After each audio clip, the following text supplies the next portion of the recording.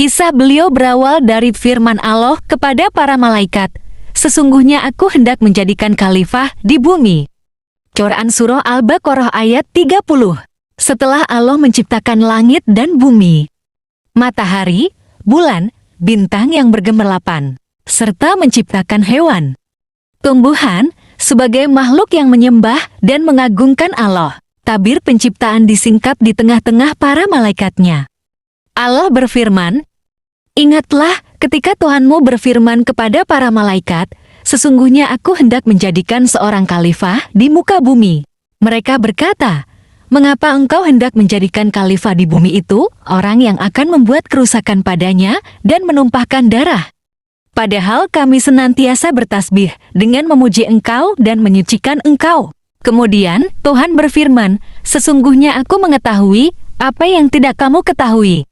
Quran Surah Al-Baqarah ayat 30. Dalam tafsir fi Zilalil Quran disebutkan, sesungguhnya para malaikat melalui fitrah mereka yang suci yang tidak membayangkan kecuali kebaikan dan kesucian.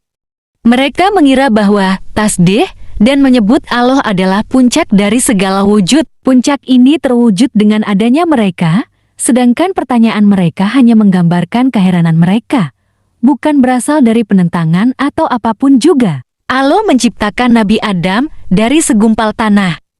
Hal ini ada pada firman Allah. Allah menciptakan Nabi Adam dari tanah, kemudian Allah berfirman kepadanya, "Jadilah," maka jadilah dia seorang manusia. Quran Surah Ali Imran ayat 59. Maka ketika Allah menyempurnakannya dan meniupkan roh di dalamnya, para malaikat dan iblis harus bersujud kepadanya, yang harus dipahami bahwa sujud tersebut adalah sujud penghormatan, bukan sujud ibadah, karena sujud ibadah hanya diperuntukkan kepada Allah semata. Lain dengan malaikat yang patuh untuk sujud kepada Nabi Adam, iblis menolaknya dengan rasa sombong yang sangat besar. Allah berfirman, "Hei Miss, apa yang menghalangi kamu sujud kepada yang telah kuciptakan dengan tanganku? Apakah kamu menyombongkan diri ataukah kamu merasa termasuk orang-orang yang lebih tinggi?" Iblis berkata, "Aku lebih baik daripadanya, karena engkau ciptakan aku dari api, sedangkan dia engkau ciptakan dari tanah." Allah berfirman, "Maka keluarlah kamu dari surga. Sesungguhnya kamu adalah orang yang terkutuk. Sesungguhnya kutukanku tetap atasmu sampai hari pembalasan." Iblis berkata, "Ya Tuhanku, tangguhkanlah aku sampai hari mereka dibangkitkan." Allah berfirman, "Sesungguhnya kamu termasuk orang-orang yang diberi tangguh sampai kepada hari yang telah ditentukan waktunya, yaitu hari kiamat." Iblis menjawab, "Demi kekuasaanmu, aku akan menyesatkan mereka semua, kecuali hamba-hambamu yang mukhlis di antara mereka." Quran Surah Syad ayat 75-83. Setelah Nabi Adam tercipta dan diberi ilmu pengetahuan yang luas, Nabi Adam diajarkan tentang segala ciptaannya yang ada di langit dan di bumi. Lalu ia tinggal di syurga dengan penuh kenikmatan. Setelah Nabi Adam tinggal di syurga, ia merasa kesepian karena para malaikat sibuk dengan beribadah dan bertasbih kepada Allah.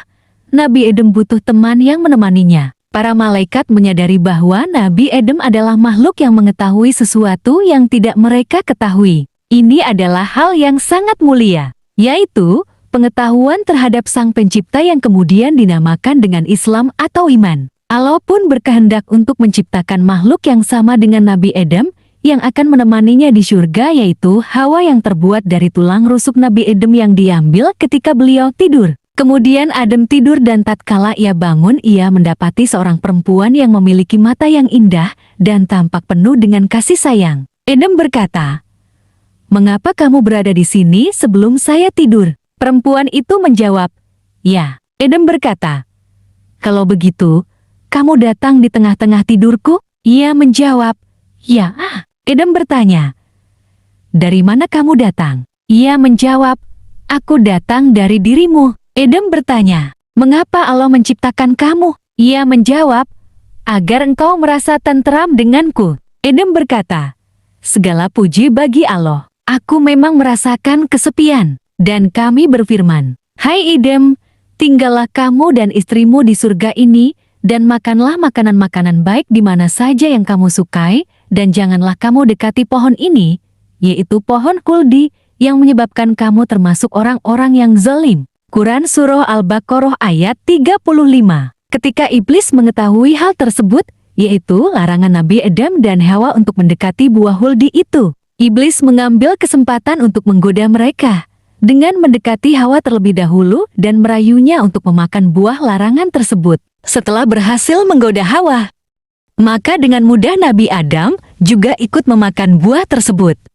Dengan bangga iblis berhasil menggoda manusia pertama kalinya. Lalu Allah mengetahui akan hal tersebut dan berfirman, "Dan durhakalah Adam kepada Tuhan dan sesatlah ia." Quran Surah Taha ayat 121. Belum selesai Nabi Adam memakan buah tersebut, sehingga ia merasakan penderitaan, kesedihan, dan rasa malu. Berubahlah keadaan di sekitarnya dan berhentilah hal indah yang memancar dari dalam dirinya. Ia mengetahui bahwa ia tak berbusana, demikian juga istrinya. Akhirnya, ia mengetahui bahwa ia seorang lelaki dan bahwa istrinya seorang wanita. Ia dan istrinya mulai memetik daun-daun pohon untuk menutup tubuh mereka yang terbuka. Kemudian Allah mengeluarkan perintah agar mereka turun dari surga. Allah berfirman, "Di bumi itu kamu hidup, dan di bumi itu kamu mati, dan dari bumi itu pula kamu akan dibangkitkan." Quran Surah Al-A'raf ayat 25. Nabi Adam merasa menyesal dan meminta ampun kepada Allah bersama istrinya Hawa. Ia memahami bahwa Allah menerima taubat, memaafkan, menyayangi, dan memilih.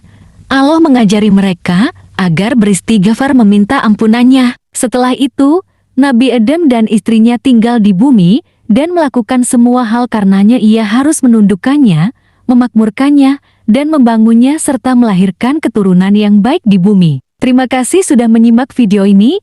Jangan lupa untuk subscribe dan like channel ini agar kamu dapat notifikasi cerita seru lainnya. Sampai jumpa lagi.